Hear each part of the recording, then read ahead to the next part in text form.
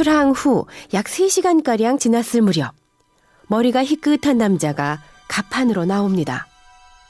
두리번대며 주변을 돌다가 난간 쪽으로 다가가는데요.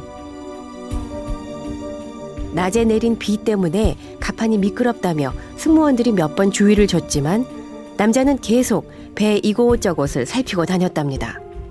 그리고 잠시 뒤 이번엔 누군가와 함께 나타납니다.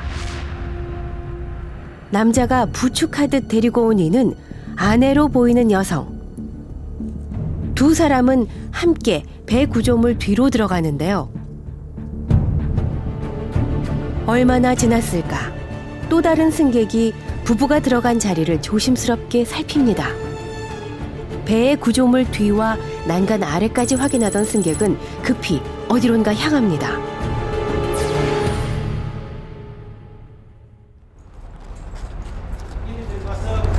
확인을 하니까 사람이 없더라 이거죠.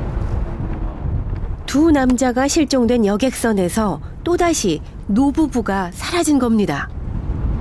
그런데 저 국객이 국제법에 의한 국객이기 때문에 일반 사람이 저게 뛰내리기가 어려워요. 하루 동안 4명의 승객이 사라진 뒤 여객선 측은 더 이상의 비극을 막기 위해 안간힘을 쓰고 있는데요. 하지만 그날의 충격은 여전히 크고 거셉니다.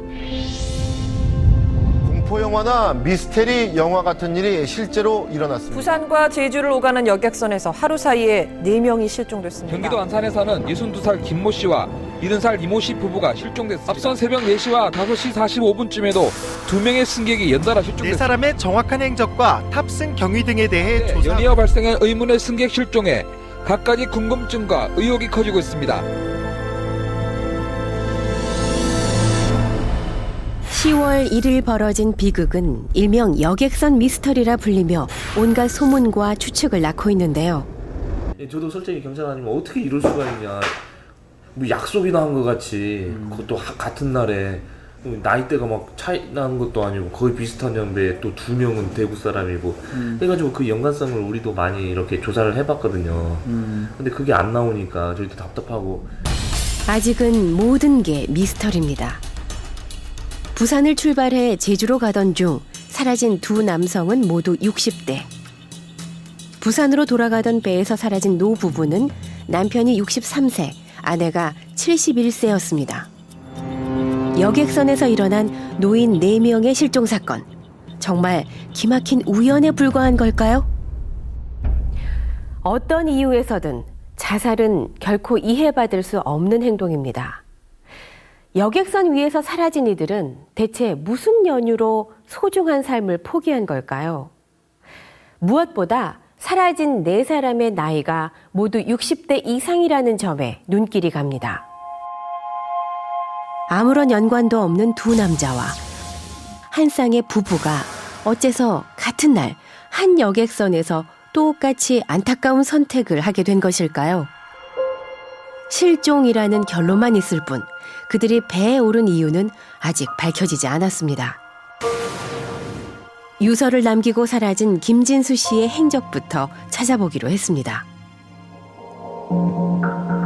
여객선에서 가장 먼저 실종된 김진수 씨. 그의 마지막을 직접 목격한 사람은 없습니다. 다만 가지런히 벗어둔 신발과 가방이 있어 김 씨가 스스로 몸을 던진 것으로 짐작되는데요. 가방 속에 남아있던 유서엔 절망적인 심경 고백이 담겨 있었습니다. 목숨을 버릴 만큼 큰 절망이 무엇인지, 어쩌면 유서에도 다 담지 못했을 그의 이야기는 무엇이었을까요? 말입니다. 모두 오해 살다가 2012년 8월 24일 날 이사를 갔어요. 이미 2년 전에 이사를 갔답니다. 다행히 김 씨에게 세를 줬던 집주인과 연락이 닿았는데요. 뭔가 생활을 정상적으로 하셨는 것 같은 느낌은 전혀 못 받았어요. 그러니까 집도 너무 엉망이었고 어디를 좀 앉아야 될지 잘 모를 정도 같은 좀 그런. 아무튼 되게 외롭게 사셨다는 거는 느낌을 받았는 것 같아요. 당시 혼자 살았다는 김 씨. 형편도 썩 넉넉해 보이지 않았답니다. 어디로 이사 가셨는지는 아세요? 예, 몰라요. 근데 아무튼 월세로 간다고 하는 것 같았어요. 그러니까 제가 생각하기에 뭐 2천만 원도 큰 돈도 아닌데 이 돈